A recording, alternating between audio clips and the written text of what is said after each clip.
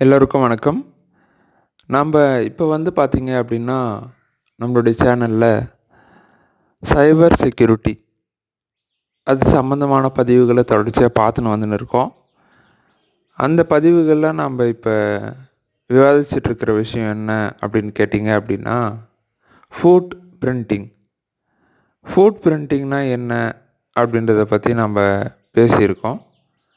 அப்படின்னா என்ன அப்படின்னா, தகவல் சேகரிப்பு. ஒரு ஹேக்கரோ, இல்ல ஒரு பெனிட்ரேஷன் டெஸ்டரோ சரிங்களா? அதாவது செக்யூரிட்டி துறையில வேலை செய்கிறவங்க என்ன பண்ணுவாங்க அப்படின்னா, அவங்க ஏதாவது ஒரு விஷயத்த பற்றி தெரிஞ்சுக்கணும் அப்படின்னா, முதல் என்ன பண்ணுவாங்கன்னா, இந்த ஃபுட் பிரிண்டிங் தகவல் சேகரிப்பை தான் பண்ணுவாங்க. அவங்க என்ன மாதிரி ஹேக் பண்ணுறாங்களோ, இல்லை என்ன மாதிரி டெஸ்ட் பண்ணுறாங்களோ, அதை பரிசோதிக்கிறாங்களோ, அது சம்பந்தமான தகவல்களை அதிகமாக திரட்டுவாங்க. ஒரு எடுத்துக்காட்டுக்கு ஒருத்தர் ஒரு புதிய இணைய பக்கம் வெப்சைட் உருவாக்கியிருக்காருன்னு வச்சுக்கோங்களேன். அந்த உருவாக்கியிருக்கிற வெப்சைட்டுக்கு தேவையான மாதிரி என்ன பண்ணுவார்னா, தகவல்கள் எல்லாம் சேகரிப்பார். ஏன் அப்படின்னா, ஒன்று அந்த வெப்சைட்டை ஹேக் பண்ணுறதுக்காக இருக்கலாம். அப்படி இல்லை அப்படின்னா, அவர் ஒரு பெனிட்ரேஷன் டெஸ்டர் பரிசோதகராக இருந்தார் அப்படின்னா, அவர் அந்த வெப்சைட்டை பாதுகாக்கிறதுக்காகவும் இதே வழிமுறையை தான் கையாண்டு எந்தெந்த இடத்துல பலவீனங்கள் இருக்கோ, வல்னரபிலிட்டி இருக்கோ, அந்த பலவீனங்களை எல்லாத்தையும் என்ன பண்ணுவாங்க அப்படின்னா சரி பண்ணுவாங்க. சரிங்களா? அதாவது ஒரு கத்தியை எடுத்து நம்ம அதை ஒரு செடி நடவும் பயன்படுத்தலாம், இன்னொன்று செடியை வெட்டவும் பயன்படுத்தலான்ற மாதிரி சொல்லுவாங்க இல்லைங்களா? ஒரே ஒரு ஆயுதம் தான். அது நல்லதுக்கும் பயன்படுத்தலாம், தீயதுக்கும் பயன்படுத்தலாம். அந்த மாதிரி தான் இதுவும் பார்த்திங்கன்னா, இப்போ வெப்சைட் இணைய பக்கத்தில் எப்படியெல்லாம் தகவல் சேகரிக்கிறாங்க, அதன் மூலிமா என்னென்ன தகவல்கள்லாம் கிடைக்குது அப்படின்றத நாம் இங்கே விவாதிப்போம்.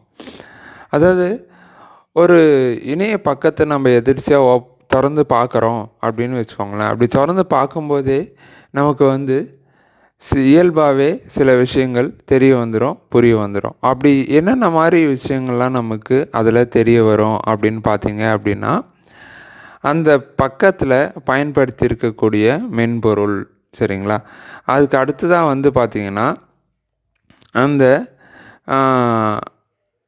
அந்த இணைய பக்கம் இருக்கு இல்லைங்களா, அது ஏதாவது ஒரு ஊரில் இருக்கக்கூடிய ஒரு சர்வர் அப்படின்றக்கூடிய கணினியிலிருந்து தான் நமக்கு காமிக்கும். அந்த கணினியில் இருக்கக்கூடிய கணினிக்கான மென்பொருள், கணினி இயக்க மென்பொருள்னு கூட சொல்லலாம். சிஸ்டம் சாஃப்ட்வேர் அப்படின்னு சொல்லுவாங்க. அதாவது அதை ஓஎஸ் அப்படின்னு சொல்லுவாங்க, ஆப்ரேட்டிங் சிஸ்டம் அப்படின்னு சொல்லுவாங்க. சரிங்களா? அந்த ஓஎஸ் எது அப்படின்றத இவங்க தெரிஞ்சுக்க முடியும் அப்படின்னு சொல்கிறாங்க. அதுக்கு அடுத்தது பார்த்திங்க அப்படின்னா, தரவுகளின் பெயர்கள். இப்போ அந்த இணையதளத்தில் பார்த்திங்கன்னா, ஒரு இணைய பக்கம் என்பது என்ன அப்படின்னு முதல்ல கேட்டிங்க அப்படின்னா, எழுத்துக்களும் புகைப்படங்களும் எல்லாம் ஒன்று சேர்ந்தது மற்றும் ஒலி, வீடியோ, ஆடியோ இருக்கு இல்லைங்களா, ஒலி இது எல்லாமே ஒன்று சேர்ந்தது தான் ஒரு இணைய பக்கம். அந்த மாதிரி அதில் இருக்கக்கூடிய புகைப்படங்களுடைய பெயர்லாம் பார்த்திங்க அப்படின்னா நமக்கு தெரிய வரும் அப்படின்னு சொல்கிறாங்க. அதாவது ஃபைல் நேமெல்லாம் தெரிய வரும் அப்படின்னு சொல்கிறாங்க. அதுக்கப்புறம் அந்த இணைய பக்கம் அதனுடைய பாத்துனா எந்த இடத்துல இருந்து எந்தெந்த வழியாக அது நமக்கு காமிக்குது அப்படின்றதையும் தெரிஞ்சுக்க முடியும் அப்படின்னு சொல்கிறாங்க. அதுக்கப்புறம் அந்த இணைய பக்கத்தை உருவாக்கின மொழினா என்ன? ஆங்கிலம், தமிழ், இந்தி, மலையாளம், கன்னடா இந்த மாதிரியான்னு நீங்கள் கேட்கலாம். அந்த மாதிரியெல்லாம் இல்லை. இது என்ன மாதிரி மொழி அப்படின்னா, அந்த இணைய பக்கத்தை உருவாக்குறதுக்குன்னு சில மொழிகள் இருக்குது. HTMLனு சொல்லுவாங்க, PHPன்னு சொல்லுவாங்க. இந்த மாதிரி என்னென்ன மொழிகளால் உருவாக்கப்பட்டிருக்கு அப்படின்றதையும் நம்ம இயல்பாகவே தெரிஞ்சுக்கலாம். சரிங்களா? அதுக்கு அடுத்து பார்த்திங்கன்னா, தொடர்பு எண்கள், அப்புறம் விலாசங்கள் இதெல்லாம் தெரிஞ்சுக்கலாம் அப்படின்ற மாதிரி சொல்கிறாங்க. முகவரின்னு சொல்லுவாங்க இல்லைங்களா, அதெல்லாம் தெரிஞ்சுக்கலாம். அதாவது ஒரு நிறுவனத்தினை பற்றின பெரும்பாலான விஷயங்கள் அதில் போட்டிருப்பாங்க. அந்த நிறுவனம் எதனால் எப்போ உருவாக்குனாங்க, அது நிறுவனத்தினுடைய பயன்கள் என்ன, அவங்களுடைய விஷன் மிஷன்னு சொல்லுவாங்க சரிங்களா, அவங்களுடைய இலக்கு என்ன, அப்புறம் அது எங்கேருந்து இயங்குது, என்னென்ன மாதிரி வேலைகள்லாம் அந்த நிறுவனங்கள் வந்து எல்லாருக்கும் செஞ்சு கொடுக்குறாங்க, அப்புறம் அந்த நிறுவனங்கள் எங்கேருந்து இயங்குது, அவங்களுடைய தொடர்பு எண் என்ன, அவங்களுடைய மின்னஞ்சல் முகவரிகள் என்ன, இந்த மாதிரி பெரும்பாலான விஷயங்கள் வந்து நம்ம அந்த இணைய பக்கத்தை சாதாரணமாக பார்க்கும்போதே தெரிஞ்சுக்கலாம். அது மட்டும் இல்லாமல் அந்த இணைய பக்கங்களை பற்றி இன்னும் நுணுக்கமாக தெரிஞ்சுக்கணும் அப்படின்னா சில மென்பொருள்கள்லாம் இருக்குது. அதில் ஒன்று தான் ஃபயர்பக் அப்படின்ற ஒரு மென்பொருள். இன்னொன்று வந்து பார்த்திங்க அப்படின்னா ஜாப் அப்படின்னு சொல்லுவாங்க சரிங்களா. இதை OWASP ஜாப்னு சொல்லுவாங்க சரிங்களா.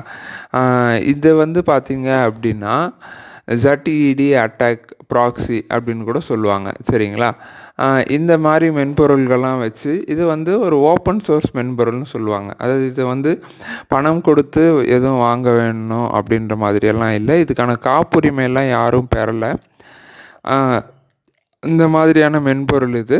இதை பயன்படுத்தி இன்னும் நல்லா வந்து நம்ம ஒரு இணைய பக்கத்தை பற்றி தெரிஞ்சுக்க முடியும் அப்படின்ற மாதிரி சொல்கிறாங்க. தெரிஞ்சுட்டு என்ன பண்ணுவாங்க அப்படின்னா அதில் உள்ள பிரச்சனைகள்லாம் வந்து சரி பண்ணுவாங்க சரிங்களா. சரி, அதுக்கு அடுத்ததாக வந்து பார்த்திங்க அப்படின்னா அந்த இணைய பக்கம் எழுதப்பட்ட மொழி அப்படின்னு பார்த்தோம் இல்லைங்களா. இது வந்து HTML அப்படின்ற பக்கத்தின் மூலமாக எழுதப்பட்டது சரிங்களா. இது வந்து கூகுளினுடைய பக்கத்தை நான் உங்களுக்கு எடுத்துக்காட்டுக்காக காமிச்சிருக்கேன். இந்த பக்கத்தில் உள்ள மொழிகள் இதை வந்து பார்த்திங்க அப்படின்னா பின்புறத்தில் இருக்கும்.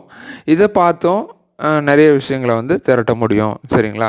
அதுக்கப்புறம் குக்கீஸ் அப்படின்னு ஒரு விஷயம் இருக்குது. குக்கீஸ்னால் என்ன, ரொட்டி துண்டுகளா அப்படின்ற மாதிரியெல்லாம் நீங்கள் கேட்க வேணாம். குக்கீஸ் அப்படின்றது வந்து பார்த்திங்கன்னா ஒரு சிறிய மென்பொருள். இந்த குக்கீஸ் வந்து பார்த்திங்கன்னா நம்ம ஒரு இணைய பக்கத்தை பார்வையிடும்போது நமது மடிக்கணினியாக இருக்கட்டும் இல்லை மேஜை கணினியாக இருக்கட்டும், நம்மளுடைய கணினிகளில் வந்து பார்த்திங்க அப்படின்னா அது வந்து உள்ளே வந்துடும். அதுவும் நம்மக்கிட்டேயே வந்து பார்த்திங்கன்னா பர்மிஷன் கேட்டுட்டு வரலாமான்றது கேட்டுட்டு தான் உள்ளே வருதோம். அந்த மென்பொருள் என்ன பண்ணுது அப்படின்னா நம்ம கணினியில் இருக்கக்கூடிய சில விஷயங்கள் எல்லாம் வந்து அது சேகரித்து வச்சுக்கணும். நம்ம என்னென்ன இணைய பக்கத்தை பார்க்குறோம், அந்த பக்கத்தில் எவ்வளோ நேரம் இருந்தோம், இந்த மாதிரி தகவல்கள்லாம் அது வந்து என்ன பண்ணோம் அப்படின்னா பார்த்து வச்சுக்கோம். ஸோ இந்த மாதிரி அந்த குக்கீகளை ஆராய்ந்தாலும் நாம் வந்து அது சம்மந்தமான நிறைய விஷயங்களை வந்து தெரிஞ்சுக்கலாம் அப்படின்னு சொல்கிறாங்க. அதாவது மென்பொருள் என்னென்ன பயன்படுத்தியிருக்காங்க, என்னென்ன மொழிகள் பயன்படுத்தியிருக்காங்க, அதுக்கப்புறம் அது எந்த மாதிரியான மென்பொருள், இந்த மாதிரி சில தகவல்கள்லாம் அதுலேருந்து தெரிஞ்சுக்கலாம் அப்படின்னும் சொல்கிறாங்க. அதுக்கு அடுத்ததாக வந்து பார்த்திங்கன்னா ஒரு இணைய பக்கத்தை முழுசாக அப்படியே எடுத்து அதை வந்து ஆராய்ச்சி பண்ணவும் சில இலவச மென்பொருள்களை வந்து வழங்கிட்டு வராங்க. அதில் ஒரு மென்பொருள் தான் இந்த HDTrack வெப்சைட் காப்பியர். இந்த மாதிரி இன்னும் நிறைய மென்பொருள்லாம் இருக்குது சரிங்களா. இதெல்லாம் எதுக்கு அப்படின்னா ஒரு இணைய பக்கத்தை வந்து முழுமையாக அப்படியே எடுத்து அதில் உள்ள விஷயங்களை எல்லாம் ஆராய்ச்சி செய்கிறவங்க வந்து இந்த மாதிரியெல்லாம் பயன்படுத்துவாங்க. செக்யூரிட்டி துறையில் இருக்கிறவங்க ஏதாவது இணைய பக்கத்தின் சம்மந்தமாக ஏதாவது சந்தேகம் இருக்குது, இந்த இணைய பக்கம் வந்து தவறான விஷயங்கள் ஏதாவது பண்ணுதா அப்படின்ற மாதிரிலாம் தெரிஞ்சுக்கணும் அப்படின்னா இந்த மாதிரி பண்ணுவாங்க. இந்த மாதிரி இணைய பக்கத்தை வந்து முழுசாக தரவிறக்கம் டவுன்லோட் செய்யாமல் கூட பாதுகாக்க முடியும். அதுக்கு சில வழிமுறைகள்லாம் இருக்குது. அதனால் இதிலெல்லாம் அது டவுன்லோட் ஆகுதா அப்படின்றதெல்லாம் கூட என்ன பண்ணுவாங்க அப்படின்னா அந்த பாதுகாப்பு துறையில் இருக்கவங்க பரிசோதனை செஞ்சுட்டு இதன் மூலயமா தரவிறக்கம் செய்யாத மாதிரியெல்லாம் கூட நிறைய விஷயங்களை செஞ்சு வைப்பாங்க சரிங்களா.